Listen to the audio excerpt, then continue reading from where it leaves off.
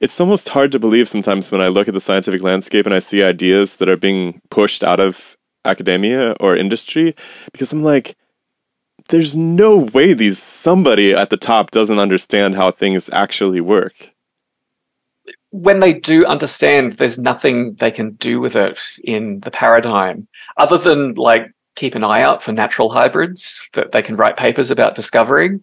But in terms of just doing this wild, open-ended, serendipitous kind of experimentation, there's no place for it in academia or industry anymore, because there's no identifiable goal in terms of a paper or a product.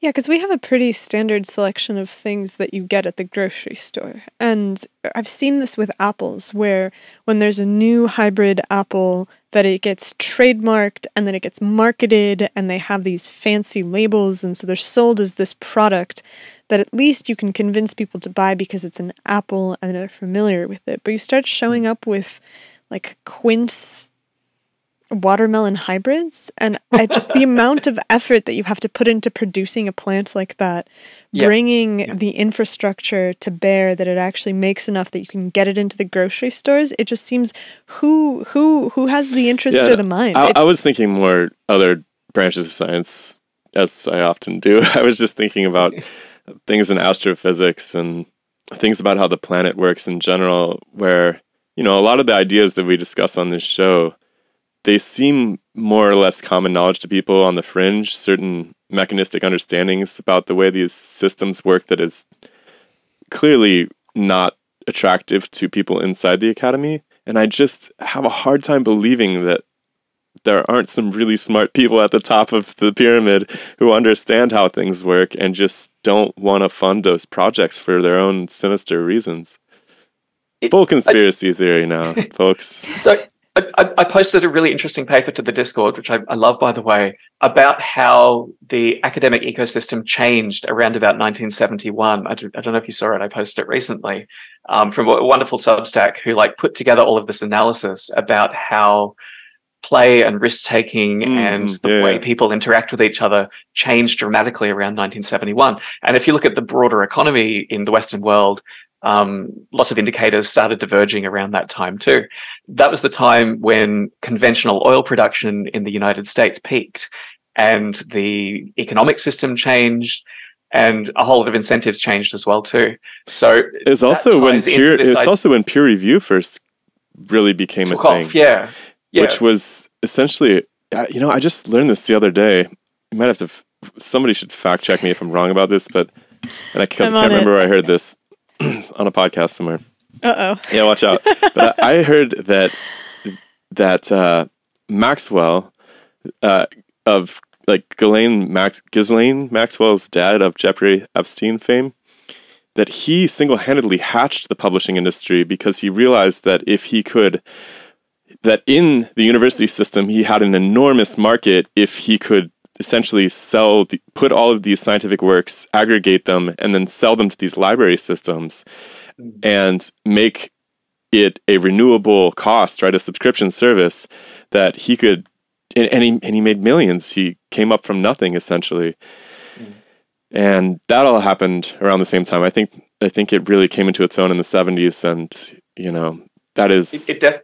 academic publishing is definitely a huge parasitic industry, but I don't like explanations that just say, oh, some person made an arbitrary decision at that point in history and they all happen to point in the same direction. My view is that the industrial economy was mostly expanding up until 1970, and it's been in survival mode ever since.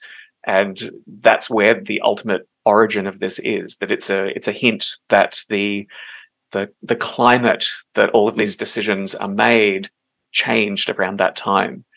And we can't just reverse, we can't go back to the way things were just by making arbitrary decisions. There's economic realities that make everybody risk averse. It's always a constellation, right? There's always millions of factors that play out. And of course, nothing happens without the entire universe conspiring to have it happen at the same time.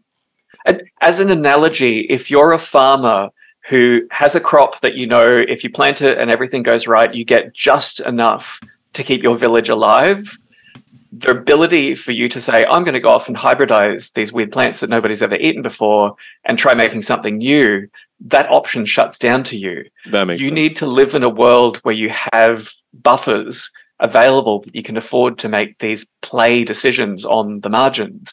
And once you reach a point of constriction, those options shut down. You're basically in survival mode. And I think natural selection tends to push complex systems into these states where everything ends up kind of locked at its local survival maximum, and you get these long periods of stability where species don't change and everything seems to be kind of trapped.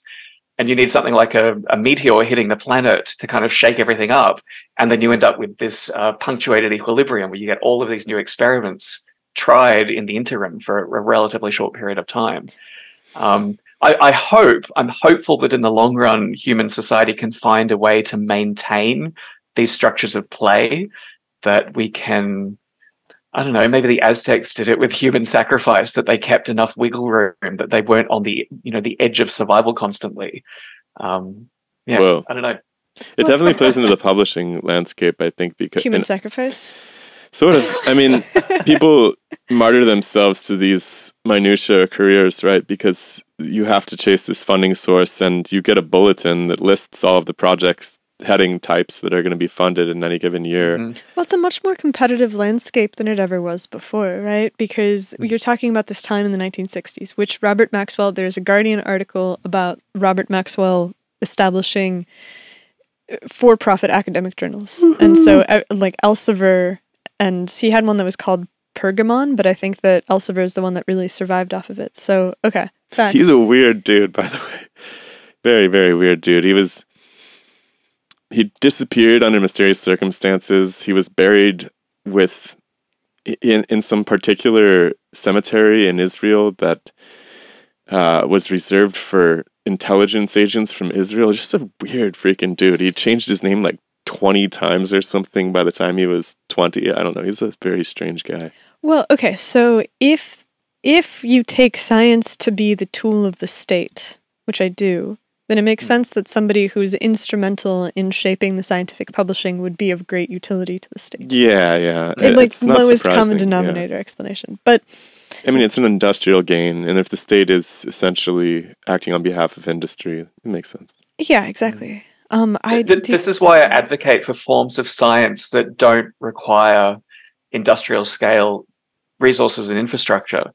Like anybody can gather together a few unusual plants and learn how to do hand pollination. Like a lot of the pollination I literally do with my hands. I don't even need tweezers to do it once you understand how the flowers work. And it's basically a matter, like the low-hanging fruit is finding a genus that has some history of use, has several species that are available, and then just getting them all in one place and moving pollen around. That seems to be something that, someone in an African village could potentially do. They could. I think that the only question is what you were saying, which is, what's the point? Because from the 1960s, we've progressively industrialized our sciences. There's not Luther Burbanks anymore, because what we've decided is that science is much more a tool of government for the sake of producing technologies and whatever else. I think industry and technology. And commodities. And commodities. Like agriculture as a commodity. Yeah. Exactly. And so if you have a commodity-driven system that is the result of this having reached the high water mark of civilization, then there's not really any likelihood for people to be able to be wealthy enough to just sit around in their yards and do it, because what most people want is they want the goods of civilization. Most people don't want to be farmers in their heart of hearts. If they did, I don't think that we'd have 70% of people working in service industry.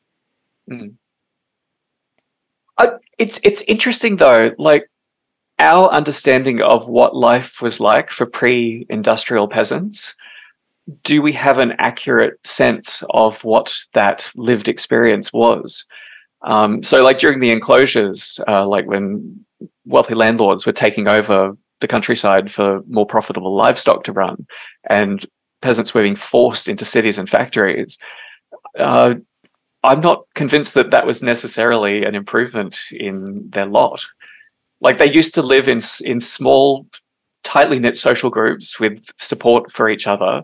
They did varying work. Like, it wasn't just like scything wheat all day long. That was a concentrated, high intensity activity. But aside from that, every individual would have had specializations, like making tools, all sorts of different skills that they rotated between.